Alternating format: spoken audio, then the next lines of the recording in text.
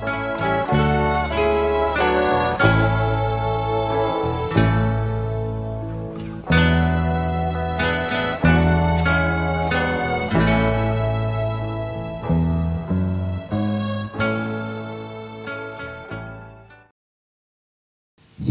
selamat malam saya ucapkan kepada Bapak Ibu, Saudara-saudari semua dimanapun berada saat ini. Pada malam ini kita patut bersyukur kepada Tuhan karena kebaikan Tuhan, penyertaan Tuhan di dalam kehidupan kita semua. Kita akan memulai persekutuan kita, minta Bapak Ayub untuk membawa kita di dalam doa.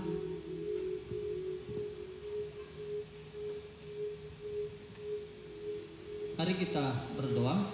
Kami menaikkan syukur untuk kasih dan kebaikan Tuhan dalam hidup kami. Terima kasih Tuhan sudah menolong, menuntun kami sampai hari ini, dan kami boleh ada di KKR hari yang ketiga. Kami bersyukur Tuhan sudah menolong, memberkati. Kiranya juga Tuhan tetap akan menolong, menuntun kami dalam pelayanan malam hari ini. Berkati semua hamba Tuhan yang melayani. Berkati setiap Bapak Ibu Saudara jemaat Tuhan yang boleh mengikuti KKR ini, baik di SCT Simpson maupun di berbagai tempat lainnya. Tuhan kiranya akan menolong, memberkati. Kiranya firman yang diberitakan juga memberi keteguhan dalam iman kami, terutama saat kami mengikut Tuhan. Tuhan akan menolong, memberkati kami. Terima kasih Tuhan, dalam nama Tuhan Yesus Juru Selamat kami hidup, kami berdoa. Amin.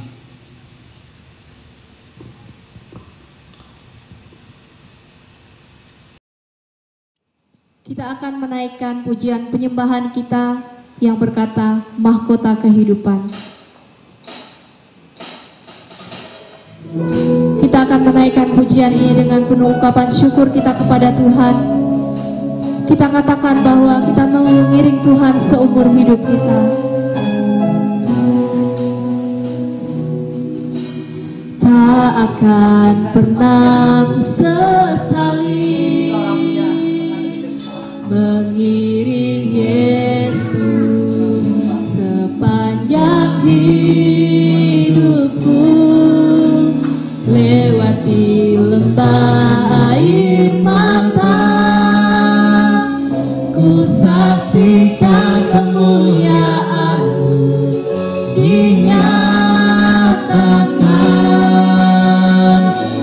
Berapapun harga yang harus ku bayar, ku kan tetap setia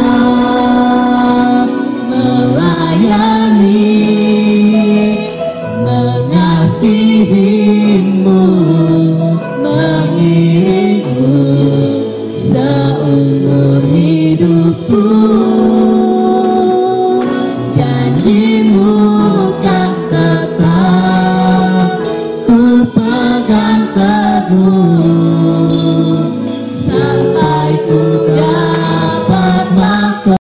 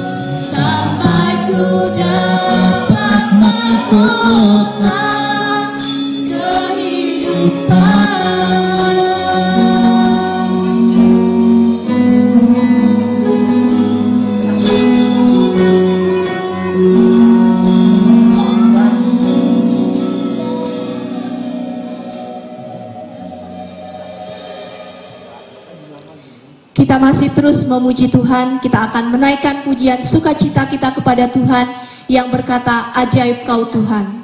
Kita menyanyikan pujian ini dengan penuh sukacita kepada Tuhan Yesus.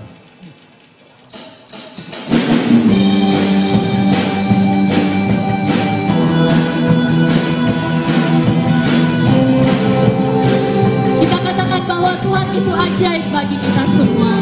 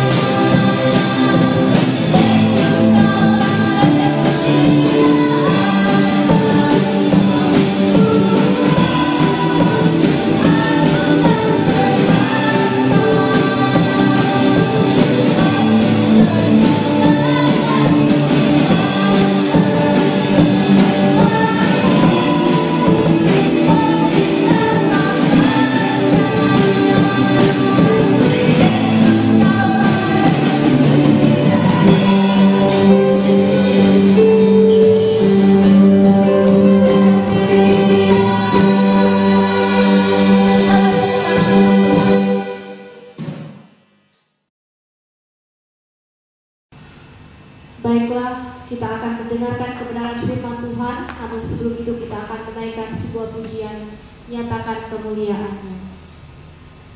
Kita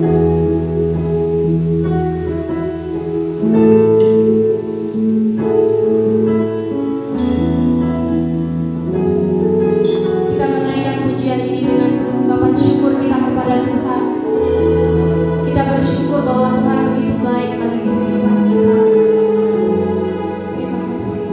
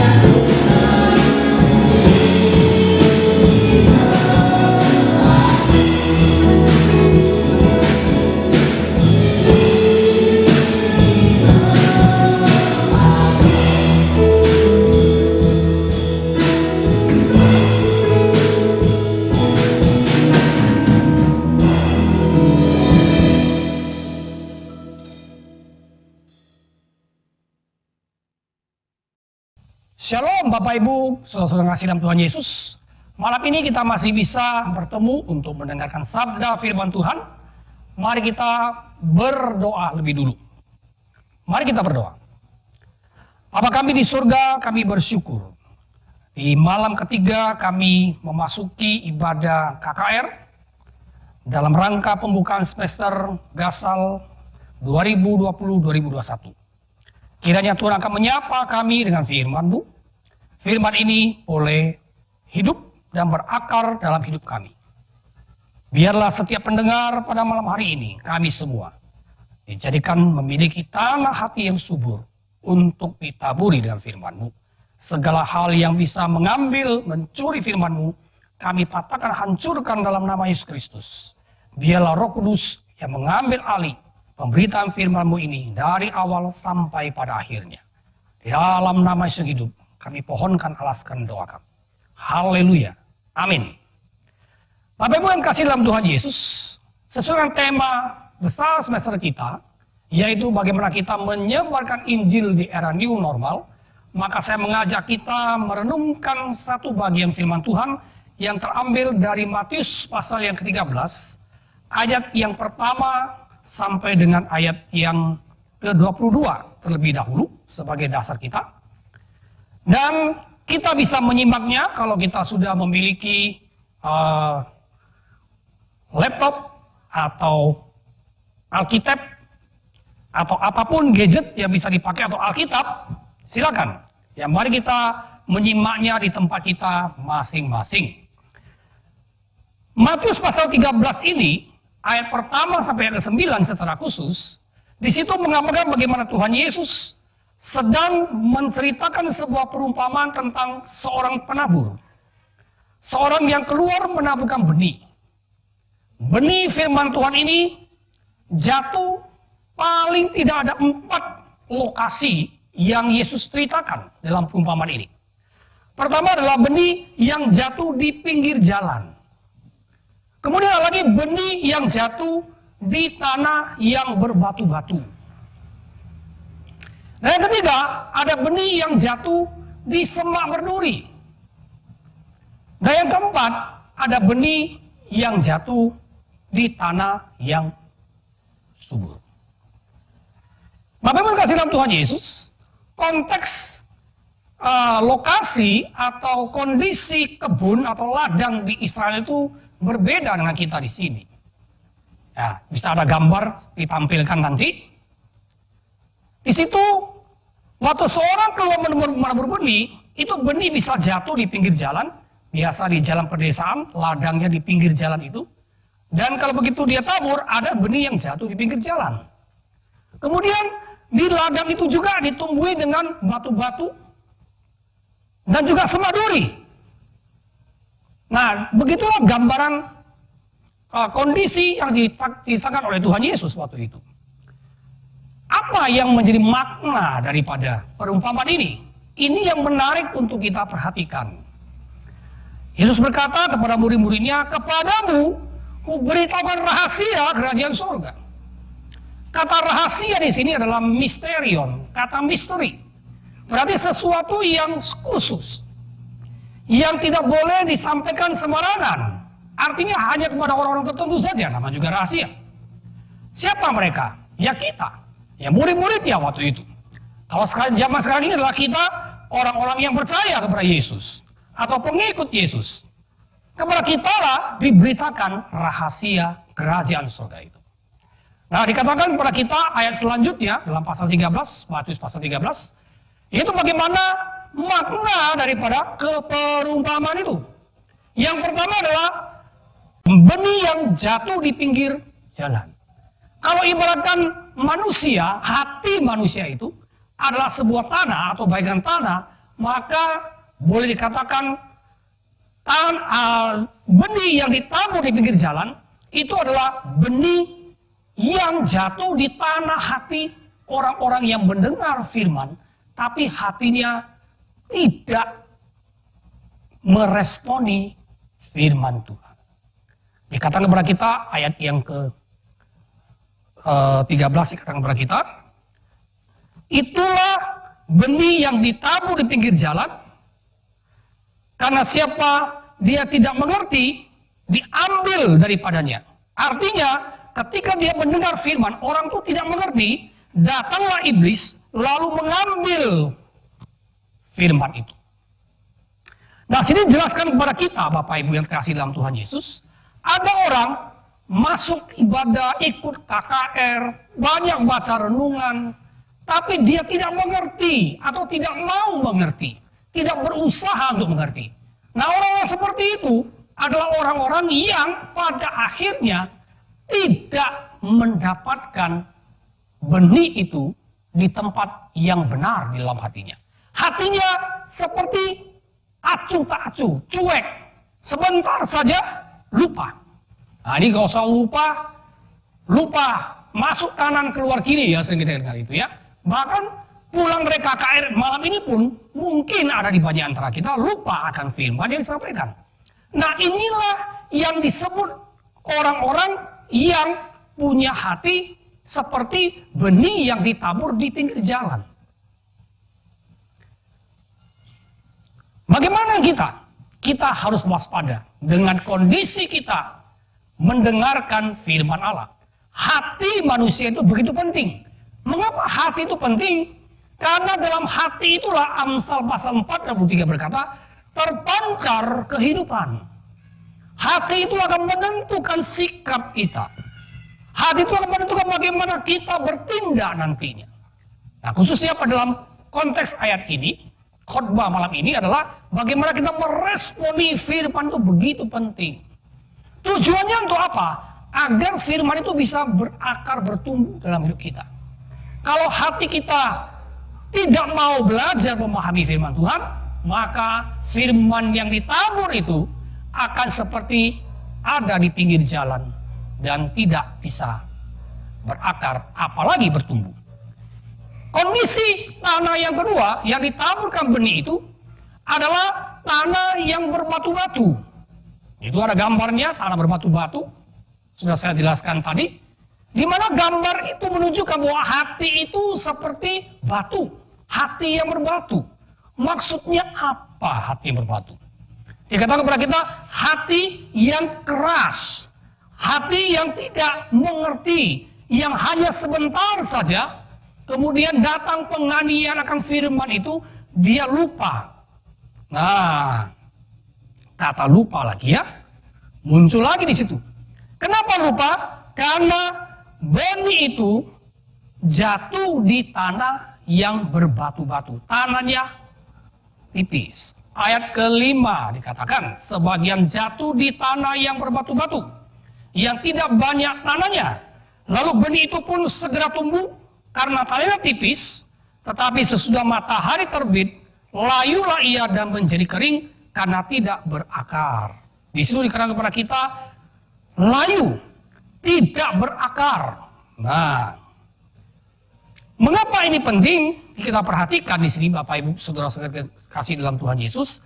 Kalau benih itu tidak mendapatkan tanah yang subur atau tanah yang berbatu tadi, maka dia nggak bisa bertumbuh. Dikatakan ini adalah gambaran orang-orang yang dikatakan kepada kita ayat yang ke-21, tetapi ia tidak berakar dan tahan sebentar saja apabila datang penindasan atau penganiayaan. Karena firman itu, orang itu pun segera murtad. Wah, kata murtad muncul ini. Artinya, banyak orang mendengar Injil mungkin. Banyak orang mendengar firman Tuhan. Tapi hatinya keras. Hatinya berbatu-batu. Benih firman Tuhan, benih Injil yang ditabur tidak berbuah. Apa yang terjadi? Mereka akhirnya dikatakan murtad. Bukankah di Alkitab dikatakan banyak orang di akhir zaman akan murtad? Banyak orang di zaman akan menolak Yesus. Bahkan pengikutnya yang seperti ini, yang hatinya penuh dengan batu-batu, keras hatinya itu, maka mereka pun pada akhirnya tidak meresponi firman, bahkan menolak firman, dan akhirnya menjadi murtad. Ini satu yang sangat membahayakan sekali. Hati itu perlu dijaga agar tetap bisa menjadi hati yang subur. Saya masih ingat hati yang keras seperti apa. Hati yang harusnya kita lembutkan, bukan mengeraskan. Ya, Ibrani pasal 3 ya, ayat 7 sampai 8, kalau nggak salah, boleh dicek. Pada hari ini, kamu mendengar suaranya, kata Roh Kudus, jangan keraskan hatimu. Jangan keraskan hati. Ada begitu banyak kita, mungkin waktu kita mengikut Yesus, kita hidup dalam dunia ini, kita begitu banyak menyimpan hal-hal yang membuat kita menjadi mengeraskan hati kita.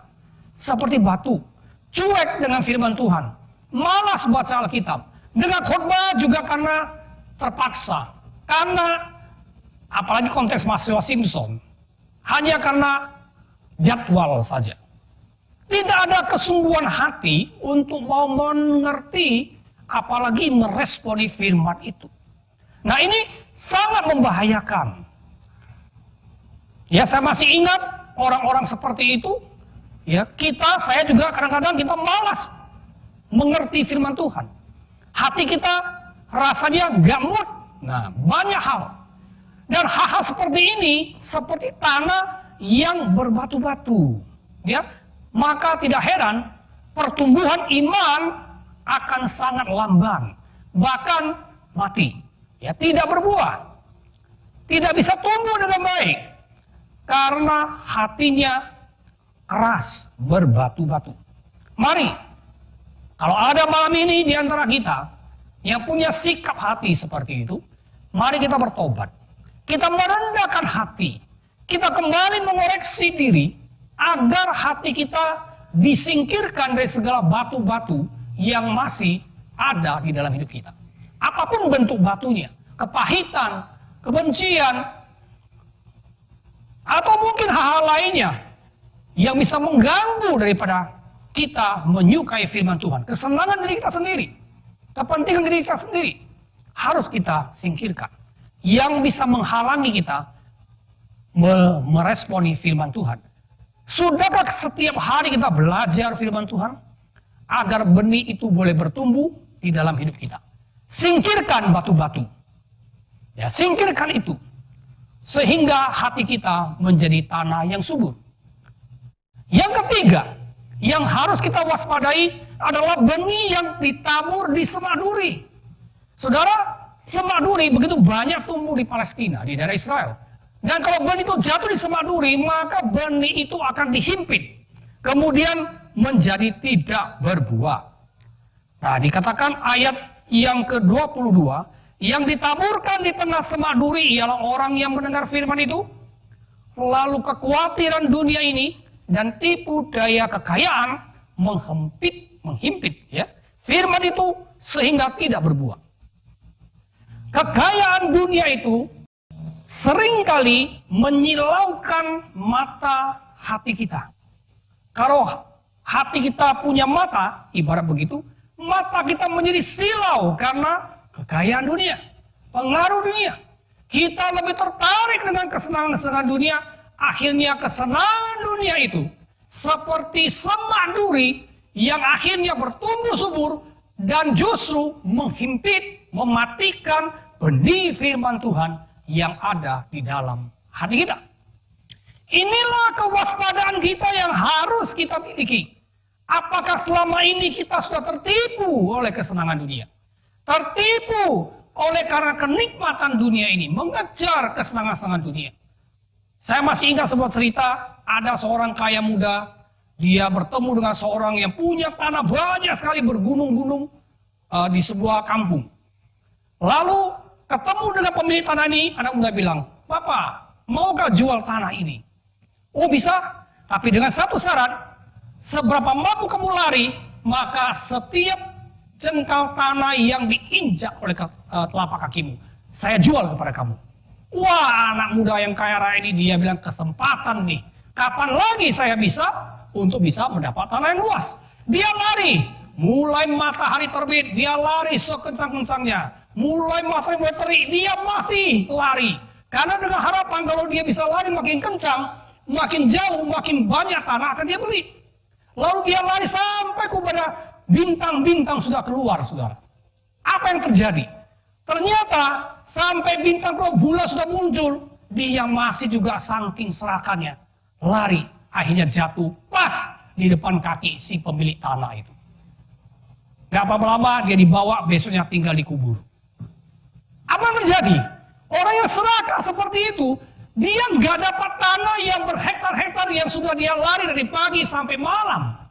Yang dia dapat cuma 2 kali 1 meter, yaitu kuburannya sendiri. Bukankah di era new normal seperti ini, banyak orang mengejar sesuatu yang sia-sia, mengejar sesuatu yang hampa, yang fana, yang tidak bisa memuaskan hidup manusia. Bukankah di era new normal ini, dengan adanya pandemi corona, kita diingatkan bahwa hidup di dunia ini begitu fana. Kematian bisa menjemput kita kapan saja. Kita terpesona dengan pengaruh dunia, perkembangan zaman, teknologi begitu canggih. Tapi kita lupa satu hal, bahwa Allah menghendaki kita menjaga hati kita. Agar hati kita jangan sampai ditumbuhi oleh semak-semak duri yang oleh kekayaan dunia ini, dikuasai oleh dunia ini. Tipu daya kekayaan itu, kenikmatan dunia itu bisa saja tumbuh subur di dalam hidup kita. Dan inilah yang harus kita waspadai. Inilah yang harus kita tangkap dari para khotbah Yesus. Mari, kalau kita masih diizinkan hidup sampai pada malam hari ini, kita masih diizinkan hidup memasuki tahun 2020, melanjutkan hari esok, bahkan bisa melewati tahun ini, kita harusnya kembali dengan rendah hati mencari Tuhan. Kita harus dengan rendah hati, sungguh-sungguh mengoreksi hati kita. Apakah hati kita seperti tanah yang ada di pinggir jalan? Apakah hati kita seperti tanah yang berbatu-batu? Apakah hati kita seperti semak duri yang begitu banyak ditumbuhi? Semak duri akhirnya menghimpit firman itu, tidak bisa bertumbuh dalam hidup kita. Yang terakhir, Yesus berkata kepada kita, orang yang hatinya subur. Nah ini dia. Hatinya subur, lalu ditabur benih, benih itu tumbuh. Ada yang 30 lipat, 60 kali lipat, ada yang 100 kali lipat. Artinya, ada pertumbuhan. Yaitu mereka-mereka yang sungguh merendahkan dirinya, yang sungguh mengoreksi dirinya, yang sungguh mau meresponi firman itu dengan sungguh-sungguh. Kenapa penting? Karena firman itu adalah kekal. Langit dan bumi akan berlalu, tapi firmanku tidak akan berlalu. Yang kekal itulah yang harus kita tanam di dalam hati kita. Yang kekal itulah harus kita upayakan supaya bisa berakar di dalam hati kita. Yang kekal itu, benih yang kekal itu harus bisa bertumbuh untuk berbuah di dalam hidup kita. Inilah rahasia kerajaan surga itu. Ada begitu banyak orang menggantikan benih firman Tuhan yang kekal itu dengan hal yang sia-sia, dengan hal yang sementara, dengan hal yang fana. Tapi mari kita belajar dari firman Tuhan malam hari ini, agar kita kembali memiliki benih Injil firman Tuhan itu. Kita meresponi firman Tuhan ini, kita tanamkan dalam hati kita, membiarkan hati kita menjadi tanah yang subur untuk benih firman Tuhan itu. Injil kebenaran firman Tuhan itu boleh berakar, bertumbuh, berbuah lebat di dalam kehidupan kita. Sehingga kehidupan kita memancarkan terang sinar Kristus, memancarkan kasih karunia Allah kepada orang banyak. Renungan singkat ini, KKS singkat ini kiranya memberkati kita semua. Mari kita berdoa sekali lagi. Saya akan menantang Bapak Ibu Saudara sekalian. Kalau malam ini ada di antara kita yang sudah acuh tak acuh terhadap firman Tuhan. Hatimu seperti tanah di pinggir jalan. Anda tidak mau mengerti, Anda cuek dengan firman Tuhan. Begitu mendengar lupa. Maukah malam hari ini Anda bertobat? Anda ambil komitmen, Tuhan, saya mau menjadikan hati saya sebagai tanah yang subur untuk ditaburi dengan firman-Mu. Saya mau berakar, bertumbuh di dalam hidupku. Ada di antara Anda mungkin saat ini memiliki tanah hati yang keras, berbatu-batu. Ada begitu banyak persoalan menghimpit Anda, sehingga tanah hatimu keras, tidak bisa ditumbuhi dengan firman Tuhan. Anda berkata, Tuhan, saya mau bertobat, saya mau merendahkan hati, saya mau melunakkan hatiku, dan saya siap diubahkan oleh firman-Mu, dan saya mau menyambut firman-Mu. Atau mungkin ada orang yang sudah dipenuhi dengan semak belukar, duri-duri dari dunia ini. Anda mau berubah, Anda mau bertobat, mari. Ini kesempatan di tengah-tengah krisis pandemi corona seperti ini. Kesempatan kita untuk mengevaluasi diri. Kalau selama ini kita hanya mengejar hal-hal yang fana, mengejar hal-hal yang sia-sia, kita mau kembali kepada Tuhan. Kembali kepada firman-Nya yang kekal. Kita mau ikut Dia dengan sungguh-sungguh. Kita mau buka hati kita, menjadikan tanah hati yang subur, ditaburi dengan firman-Nya supaya berakar bertumbuh. Saya akan berdoa bagi Anda. Mari kita berdoa. Bapa, ada begitu banyak persoalan dalam hidup kami. Engkau melihat setiap kami yang sudah merendahkan diri di depan hadirat-Mu. Kiranya Tuhan akan menyingkirkan segala hal yang tidak berkenan kepada Tuhan dalam hati kami. Jadikanlah hati kami sebagai tanah yang subur, yang bertumbuh bisa berbuah lebat. Tuhan, mohon anugerah-Mu, pengampunan-Mu, dan kasih karunia. Suci kuduskan kami dengan darah-Mu yang suci.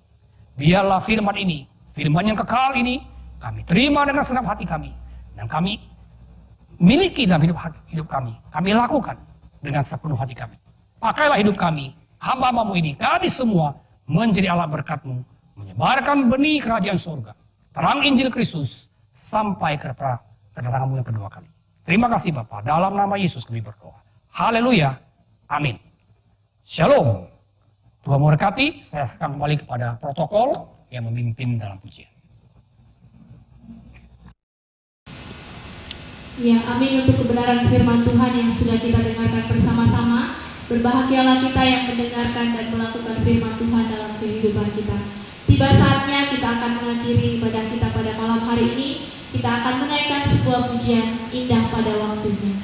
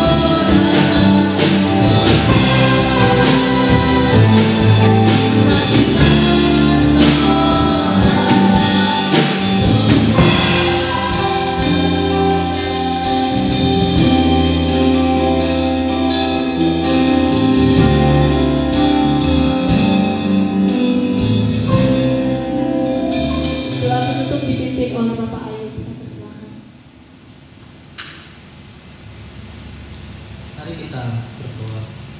Kami menaikkan syukur ya Tuhan untuk pimpinan Tuhan dalam pelayanan malam ini. Semua yang melayani Tuhan sudah tuntun, sudah pimpin. Firman yang kami dengar menguatkan iman kami. Kami percaya bahwa Tuhan menolong, memberkati kami, meneguhkan iman kami, meneguhkan panggilan kami, meneguhkan semangat kami dalam melayani Tuhan. Kami bersyukur Tuhan sudah menolong, memberkati kami. Tuhan juga sudah menolong malam ini. Semua boleh diberkati. Kami akan kembali ke dalam bagian kehidupan kami masing-masing, aktivitas kami masing-masing. Tuhan kiranya akan menolong, memberkati. Kiranya Tuhan akan menuntut kami menjadi terang dan garam di tengah dunia ini. Kiranya juga Tuhan akan menuntut, menolong kami menjadi berkat bagi bangsa-bangsa. Kiranya Tuhan akan menuntut, menolong kami memberi kesaksian yang hidup di tengah kehidupan masyarakat di mana kami boleh ada. Kami juga boleh menjadi berkat di tengah situasi pandemi COVID-19, dan Tuhan akan menolong, memberkati kami Tuhan. Tuntun dan sertai kami. Terima kasih Tuhan, dalam nama Tuhan Yesus kami berdoa. Amin.